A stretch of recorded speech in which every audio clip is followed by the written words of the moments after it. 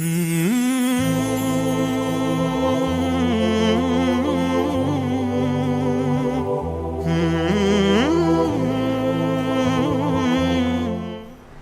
beliau membahas apa batasannya, apa batasan minimalnya supaya keturunan itu sambung sinambung dengan orang tuanya.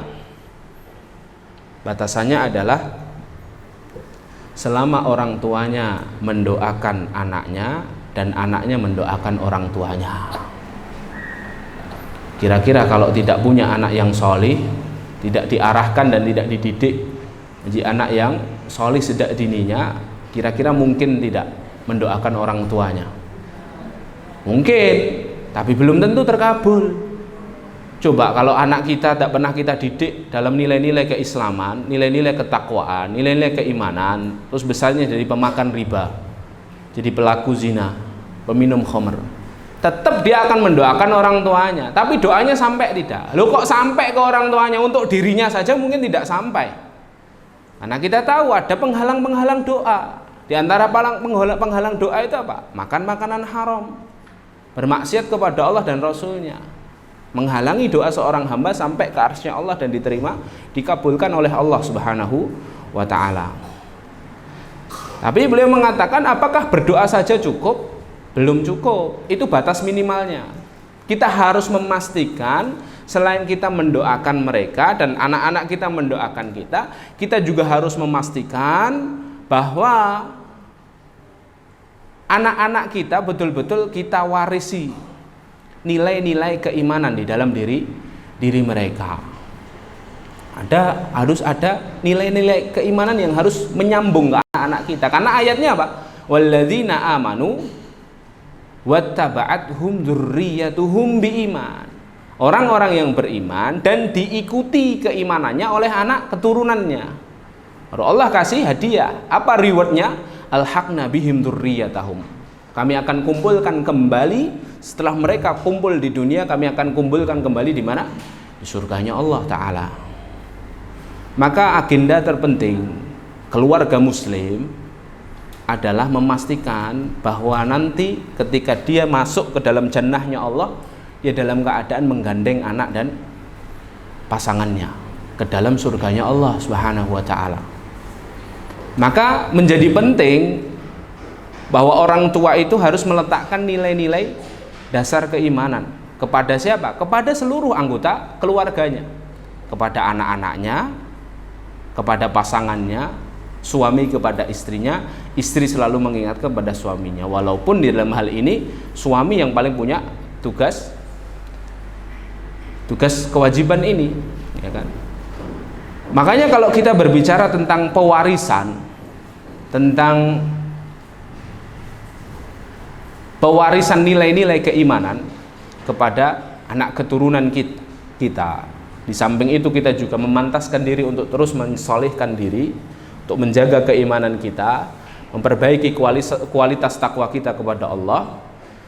Maka Allah Subhanahu wa Ta'ala pun menyinggung di dalam ayatnya. Surat warisan itu surat apa? Bapak Ibu yang dimuliakan Allah. Surat apa? Surah An-Nisa kan? Bahas tentang warisan. Coba buka surah An-Nisa ayat ke-9. Allah Subhanahu wa Ta'ala berfirman, A'udzu billahi minasyaitonir rajim.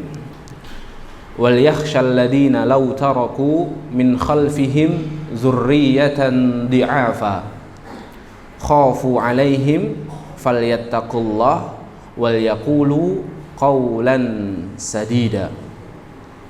Wal yakhshal ladzina law taraku, dan hendaknya takut kepada Allah Subhanahu wa Ta'ala orang-orang yang meninggalkan min khalfihim dzurriyatan, di belakang mereka. Orang-orang ini hendaknya takut kepada Allah ketika ia meninggalkan anak keturunan di belakang mereka dalam keadaan di'afa, dalam keadaan lemah.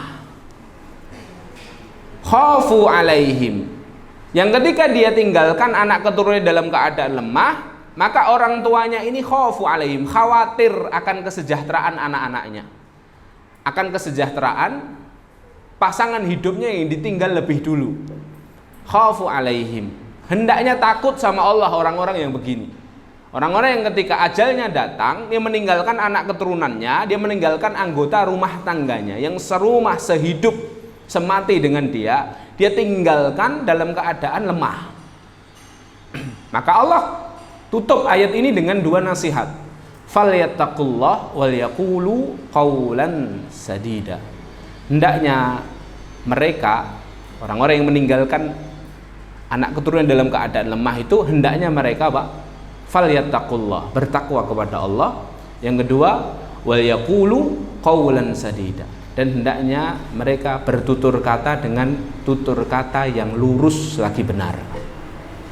Nah, ini menarik, hadirin muliakan Allah.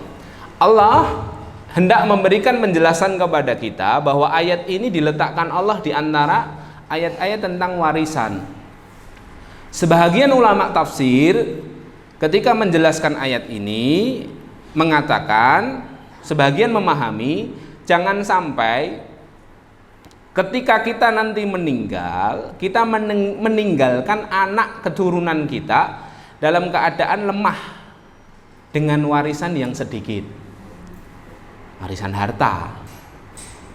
Ya, karena akan sangat menyulitkan ketika anak keturunan kita tinggal dalam keadaan kita masih punya hutang banyak, padahal mereka belum mapan hidupnya.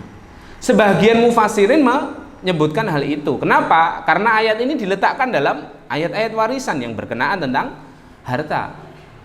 Walaupun sebahagian yang lain, Allahu a'lam bishawab, sebahagian yang lain para mufassirin mengatakan betapa tidak cukupnya warisan untuk anak keturunan kita jika hanya berupa harta. Karena seberapa banyak harta benda yang kita tinggalkan kepada anak keturunan kita tidak akan pernah mencukupi kehidupan mereka apabila kita juga tidak mewariskan kepada mereka nilai-nilai dasar keimanan kepada Allah Subhanahu wa taala.